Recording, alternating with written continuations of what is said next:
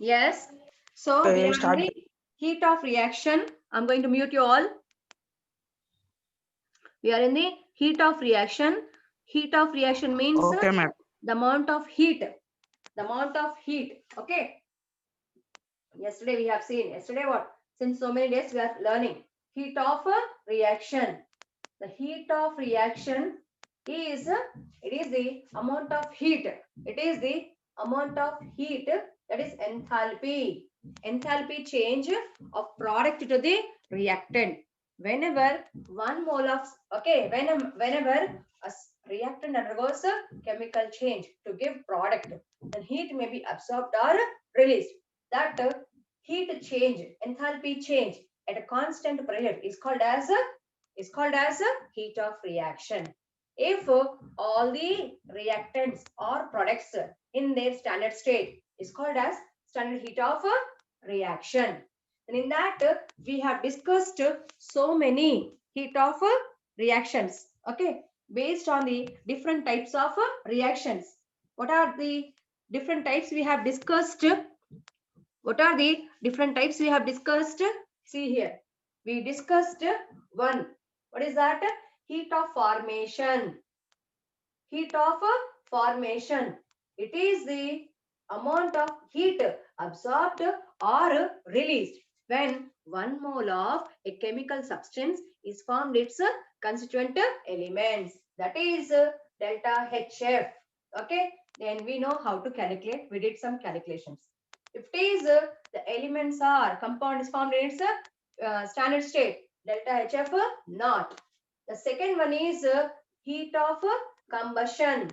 Heat of combustion, which is carried in a bomb calorimeter. It is always exothermic.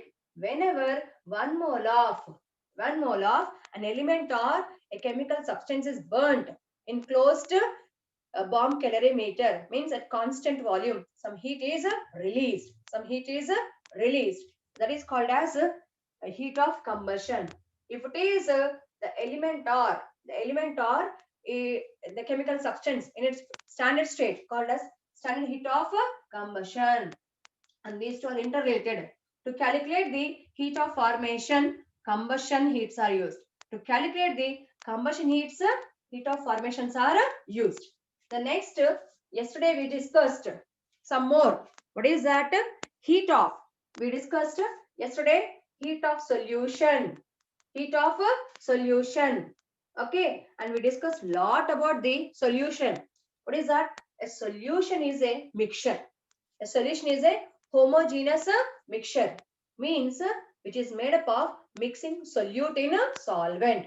Okay, generally we deal with solid solutes like NaCl crystals, glucose crystals, and these are dissolved in means water, which is liquid. So during the dissolution of sodium chloride in water, we get salt solution.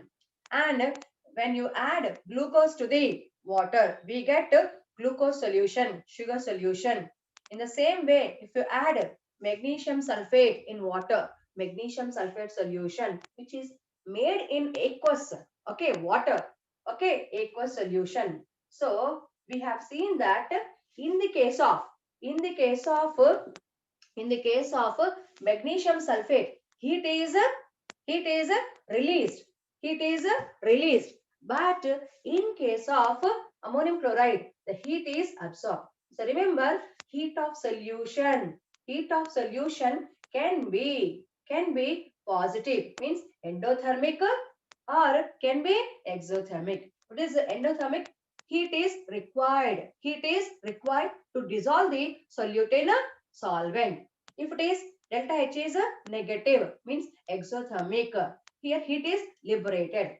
And we discussed that whenever a solute is dissolved, okay, generally we take a solid solute. Generally we take solid solute. So the solute is dissolved in when the solute is dissolved in liquid solvent like water, two things happen. The one is the solid has to break down. The solid has to break down. To break this solid or crystals, some energy is absorbed. that is called as a lattice energy. This is what always positive. Okay, lattice energy is required. Then after that, if the solvent is water, if the solvent is water, then the cation and anions of that salt, or if the solute is non-polar, like a glucose, then that is solute particles, maybe it is ion or neutral particles, they get surrounded by, we have to surrounded by, we have to surround, they have to surrounded by water molecules. And when the ions or the neutral molecules get covered surrounded by the water molecules, the process called as hydration. Okay, hydration means the water sheet is around the ions is formed. Simply solvent is covering solvation, or what solvent is water hydration. Remember, during this covering of ions by the water molecules or any solvent, it involves the release of heat. Means hydration is exothermic process. The breaking of crystal, this lattice energy is positive. So here, when the crystal is formed, when the crystal is formed, heat is released. Crystal is broken, heat is absorbed. So during preparation of solution, by mixing the solid solute in a liquid solvent, the crystal has to break and that particles has to be hydrated. And here hydration is exothermic process. So two things happen. So here the delta H is negative. Hydration is a negative sign. So based on this, if any solute having a more lattice energy than its hydration energy, in that case, here the lattice energy, is more than hydration. In that case, what happens if lattice energy is more than the hydration energy of ions, which is negative? Okay, then heat is absorbed. Then delta H value will be, heat of solution is a positive endothermic. Or if it is lattice energy is less, heat released by hydration of particles, that is cation, anion, or neutral molecules like glucose molecule. Then what happens here? The released hydration energy is more than the breaking energy of crystal. So therefore, in this case, the sum of these two, the heat of solution is negative. The process is exothermic. So please remember that whenever 1 mole of solute is dissolved in excess amount of water or solvent, heat is maybe liberated or absorbed. Or if it is, listen, if it is 1 mole of solute is added to a limited amount of solvent, and is called as integral heat of solution. Okay, and this integral heat of solution is lesser than heat of solution. Okay, and we discussed yesterday, whenever a high concentrated solution is by adding solvent changed to dilute solution, then also some heat changes occur, that is called as heat of solution. Heat of solution. So we discussed yesterday, what is that? One more, heat of dilution. Heat of dilution. And this also can be exothermic or endothermic. Now we'll see some more here. Okay. See here. The next one. Listen here. The next one. చూడాలి ఇక్కడ జాగ్రత్తగా అందరూ. Now see beta. Fifth one I'm writing, heat.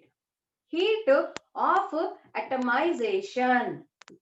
Tahasin, you tell me what is the meaning of atomization beta? Formation of atoms. Is that clear? Formation of atoms. Heat of atomization. Okay, heat of atomization. Formation of atoms. See, where from you get atoms? Listen, all of you. It's a common sense. People think that molecule means, people think that, many of you and me, some teachers also, some people also think that molecule is made up of atoms. That is true. Okay, the molecules are made up of atom. But when you break the molecule, by any process, chemical or electrochemical process, remember that you will get elements. Okay, from the chemical substance, molecular substance, when you electrolyze, okay, breaking in presence of electricity is called electrolyze. You will get element, but not get atoms, because atoms are unstable. So always atoms are obtained from its element. So if you want, see here beta, if you want hydrogen atom, if you want a hydrogen atom, you have to take what? You have to take a H2 element. You have to take a H2. Okay, H2. H2 is a element of hydrogen atom, because hydrogen exists as H2 element. And if you want nitrogen atoms, you have to take beta, you have to take a N2 element. Nitrogen exists as a N2. But don't think that from H2O you will get H. Okay. From H2 you will get. From ammonia you will not get H and you will not get N. Ammonia will give you on dissociation N2 and H2. Where N2 and H2 are elements. They are elements. So remember the atomization of formation of atoms, and these are obtained from their elements, and elements means pure form of atoms. Okay, means they are homoatomic. Okay, like this hydrogen atoms are obtained from the H2 element, right? Nitrogen atoms are obtained from the N2 element. Now please tell me where from you get chlorine atom. What is to be taken to get chlorine atom? I want answer from Harsha or Tahsin. Hari Krishna Uchada. Hari Krishna, Sriram, Manishrutik Reddy, Mithin. I want answer. Cl2. Thank you. Good, Harsha. Okay. If you want chlorine atom, you have to take its element. What is that? Its element is Cl2. In the same way, one more. Please tell me if you want sulfur atom. What is its element, beta? What is its element? Its element is S8. S8. 8 sulfur atoms will be in a double W or crown shape. Okay. So it is octatomic. So sulfur exists as a S8. So when this S8, okay, this S8 is heated. S8 is heated, then you will get sulfur. Okay. So here see, when this 1 mole of H2 is heated, then what happens? You get 2 hydrogen atoms. So what happens beta? What happens beta? Here it is, H2 is heated. Delta stands for heating, means heat is absorbed. Okay. And when N2 gas is heated, okay, heat is absorbed, then nitrogen atoms are produced. Okay, so what is happening here? Tell me. Here in H2, we all know that you have learned in the chemical bonding that two hydrogen atoms are covalently bonded with each other. So you have to break the HH single bond by adding a heat. Means heat of atomization means formation of atoms. Formation of atoms from its constituent. Okay, from its element. In the same way, here, if you want nitrogen atoms, if you want nitrogen atoms, if you want nitrogen atoms, you have to break the N2 element. N2 element. Understand? N2 element. So here to break the bond, remember always bond dissociation is endothermic.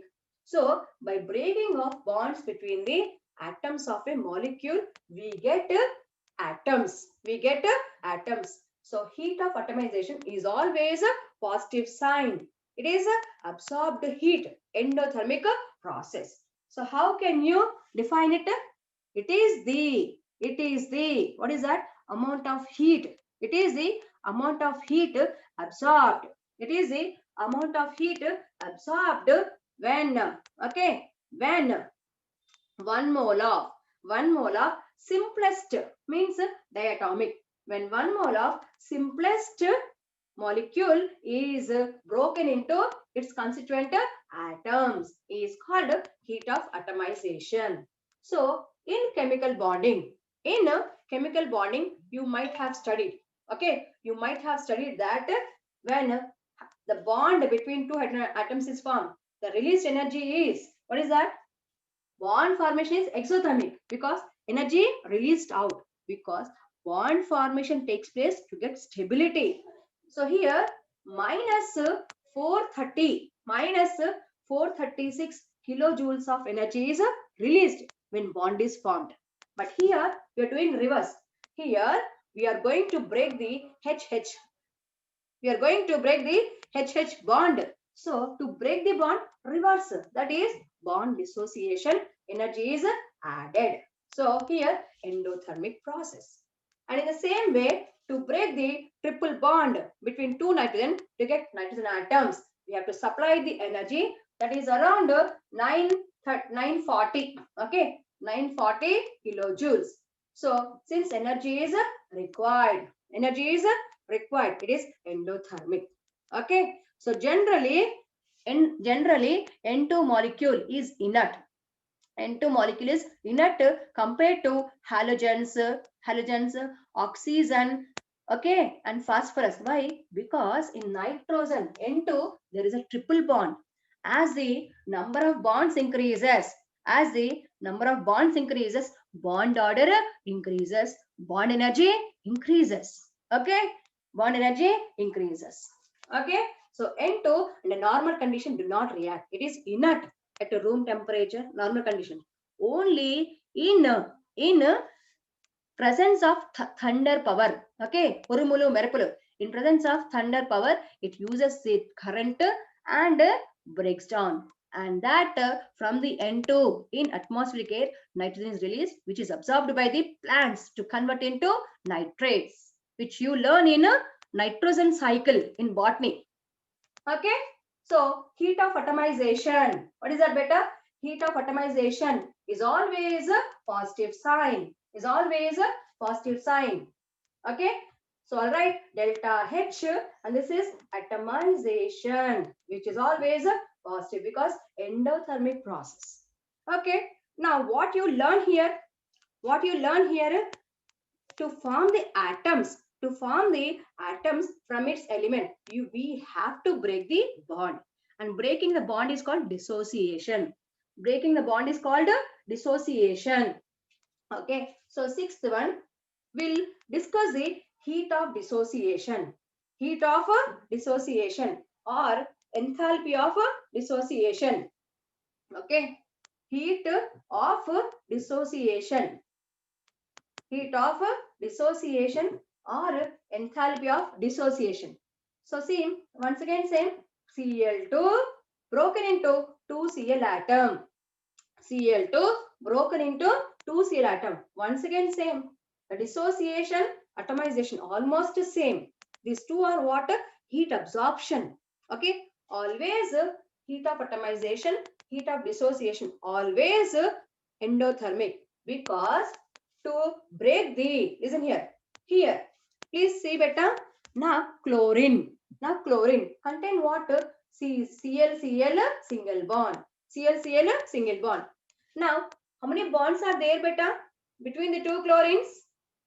How many bonds are there between the two chlorine? One bond. And what is this bond? Pure 100% covalent bond.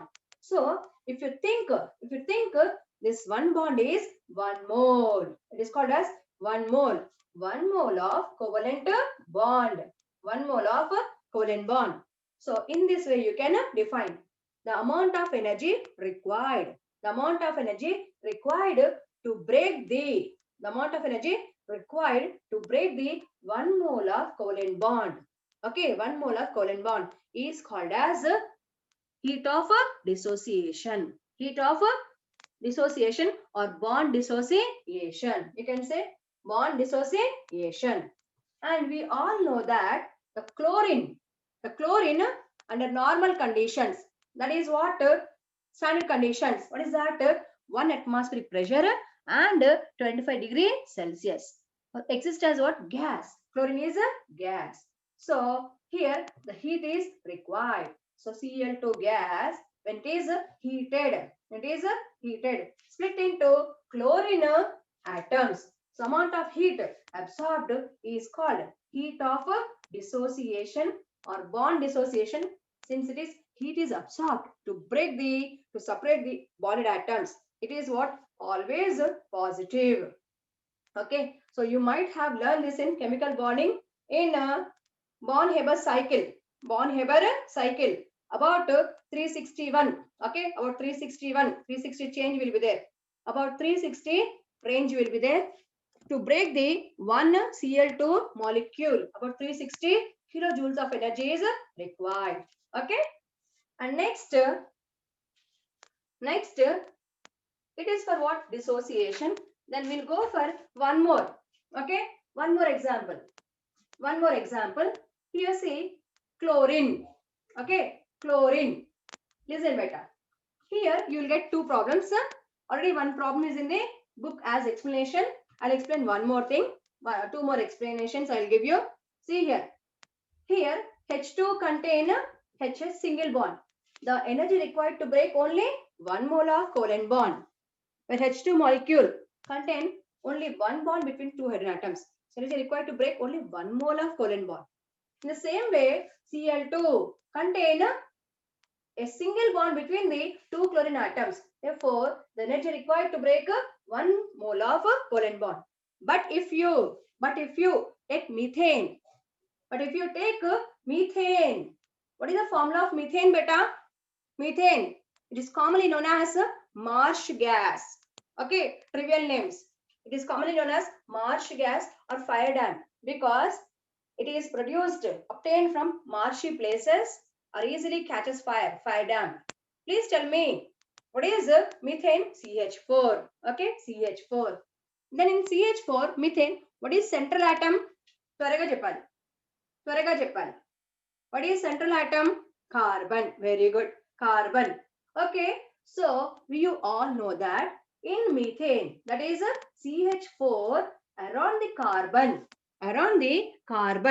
there are 4 bonds because we know that carbon has a tetravalency because fourth group, it is binding with 4 different hydrogens. Okay. So when you break the CH bonds, so tell me, how many covalent bonds to be broken in case of methane? How many covalent bonds to be broken in case of methane? 4 bonds you have to break. How many? 4 bonds. Yes or not? So here see, for breaking of first bond, say it is delta H1. Whatever it is, for breaking of first bond, let it first bond is broken, delta H1. Second bond, delta H2. Okay, like that you can break third bond. For this, energy required is delta H3. And fourth one, to break the fourth hydrogen also, the energy required is delta H4. See, it is not guaranteed that, though, listen better, listen carefully. Okay, in methane, it contains 4 CH bonds. 4 CH bonds, all are identical. But don't think that the energy required to break each fourth bond is same. You find they are differing. Because, okay, ఈ 4 energies కూడా same ఉంటాయనేసి మనం అనుకోకూడదు. Because you already started your organic chemistry.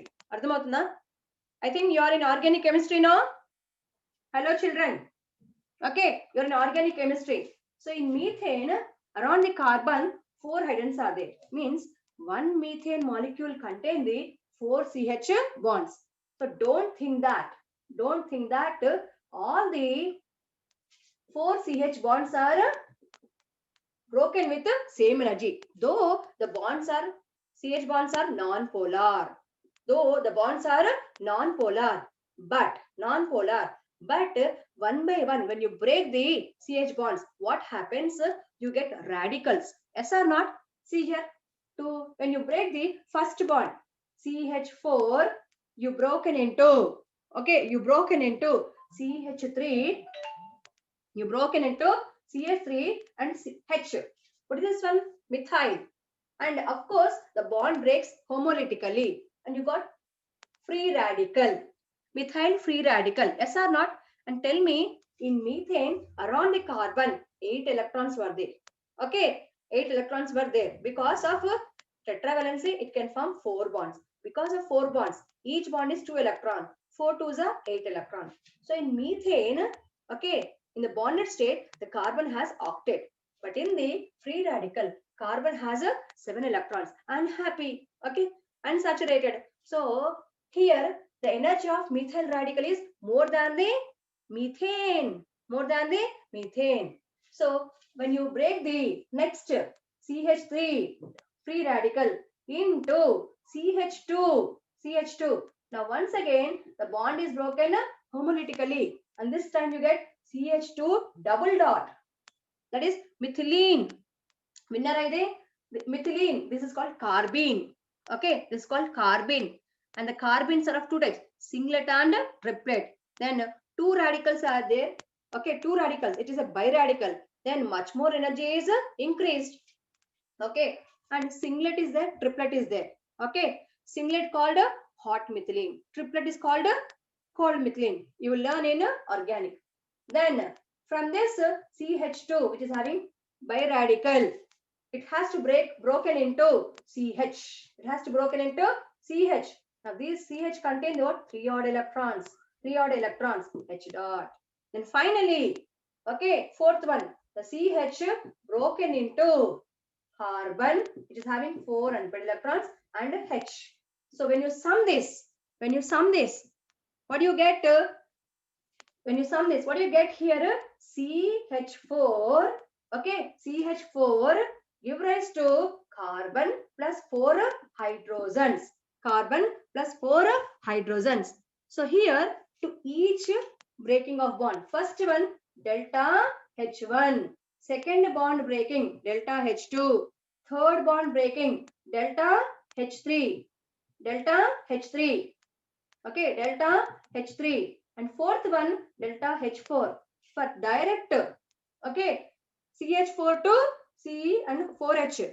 Okay, here the H1 is not equal to H2, H2 is not equal to H3, H3 is not equal to H4, because the species which are formed, they are having different energy, different stability. The stabilities are different. So we know that lesser the stability, energy is more. So when the system, the radicals are having themselves more energy, so outside energy required is less. Okay, so bond dissociation depends on stability of species also. So less stable substance break with low energy. More stable substance break with high energy, because more stable have least energy. Okay, so here, so what is the actual bond dissociation energy of CH bond? In that case, you have to take average. So therefore, the average CH bond, the average CH bond energy, CH bond energy is what? You have to sum all these. You have to sum all these. That is delta H1 plus delta H2 plus delta H3 plus delta H4 divided by 4. When you take its average, you will get average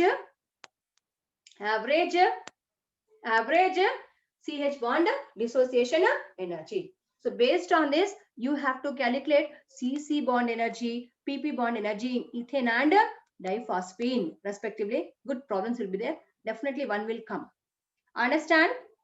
So always remember, bond dissociation or atomization or endothermic or endothermic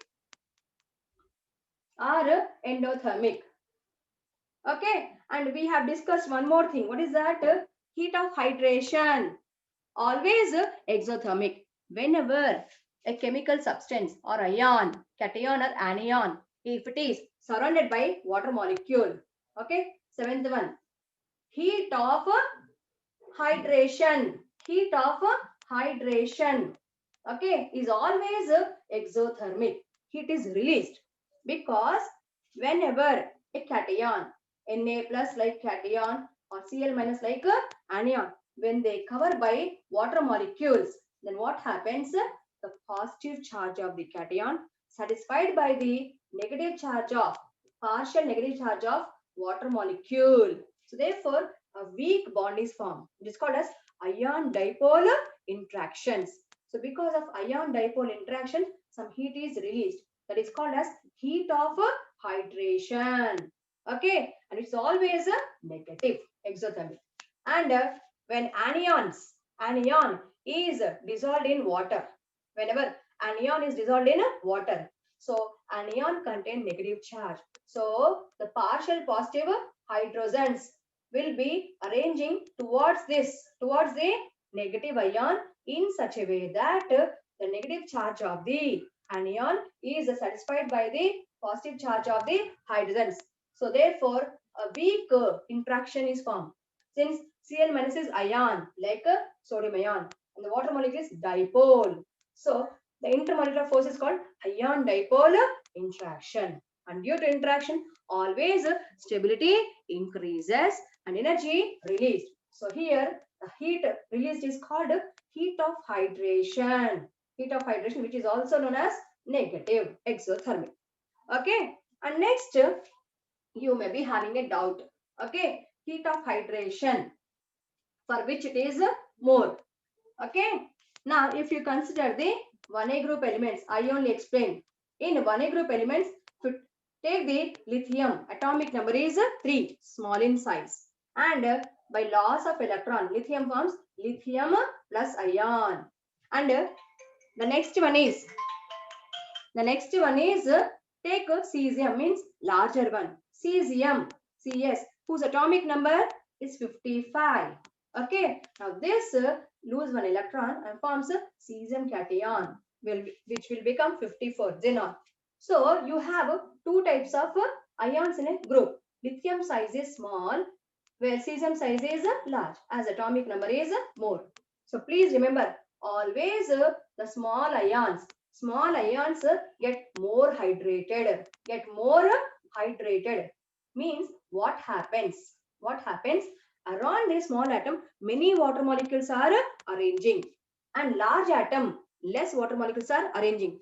Just imagine that like coronavirus is there. Okay, now you know the coronavirus shape, like HIV virus shape. The coronavirus also same. Around that sphere, you have a protein spikes. Yes or not? Coronavirus. So in the same way, the sphere is cation or ion. Around this, the spikes which are there, the spikes are nothing but water molecules. So if the size of ion is small, water molecules are arranging more. So I will take here for this lithium and cesium. See here better. So around this lithium, which is lithium cation, size is small. Cesium is large. So what happens? Because of small size, it can attract many of the water molecules. That is called more polarizing power. And whereas larger the size of ion, the attraction towards water molecules is less. Okay, so always small ions, whether it is cation or anion, it will get more hydrated and therefore release more hydration energy. More hydration energy is released in the case of small, whereas in the case of large ions, less water molecules are surrounding. Therefore, less hydration energy. So simply what we say here, heat of hydration. Okay, enthalpy of hydration, that is delta H HYD. Okay, heat of hydration, very important thing, is inversely proportional to size. Okay, smaller the size, more is heat of hydration. And because of this reason only, though lithium non-aqueous lithium is small in size, but when lithium is kept in water, it gets surrounded by many water molecules and size increases. So in aqueous medium, lithium ion is weak reducing agent compared to cesium, because the lithium being small in size gets surrounded by many water molecules. So size of hydrated lithium is more than the cesium. So in aqueous medium, lithium is poor reducing agent and cesium is a strong reducing agent. Okay, understand? Okay, then tomorrow we'll discuss Hess law and problems. We have classes up to Friday. Okay, be cool. we will have classes and enjoy the classes. అర్థమవుతుందా? Okay.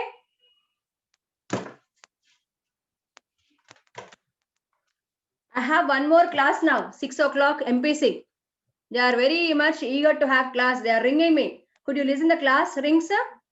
Okay, I'm getting calls to start their class, but the class is scheduled at 6 o'clock. Okay, so please better have interest, enjoy the syllabus. Okay, bye Tahsin, Sriram, Ganesh. Okay.